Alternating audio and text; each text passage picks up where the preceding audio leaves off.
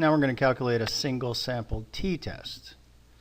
This test is almost identical to the single sample z-test. But the big difference is the sample size has to be less than 1,000.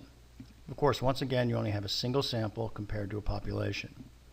The formula is very similar as well. It's the mean of the raw data minus the mean of the sampling distribution divided by the standard error. The standard error formula is the same. Mean of the standard deviation over the square root of the sample size.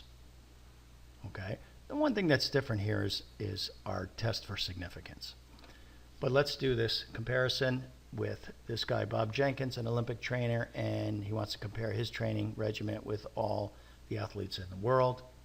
So we grab the data, we have the means of each, the population means, population standard deviation, and the sample mean, sample standard deviation.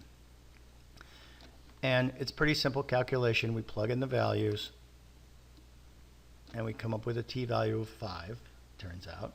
In this case, now we have to calculate the degrees of freedom, and the degrees of freedom for a single sample t is n minus 1. The sample size was 25, so that means the degrees of freedom 24.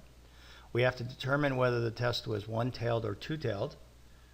One-tailed is predicting direction, just like it was with correlation, and two-tailed is no prediction of direction. So this is a one-tailed test, and if you go to the t-table, which I'm going to show you in a minute, for a one-tailed test, we'll assume we are asking significance, so there it is, the question right there, of less than 0.05 with a degrees of freedom of 24. We have a critical t-value of 1.71. Let's go look at that. So we have two rows to use here, either for a one-tailed test or two-tailed tests. So we determined that this was a one-tailed test because the hypothesis was predicting direction.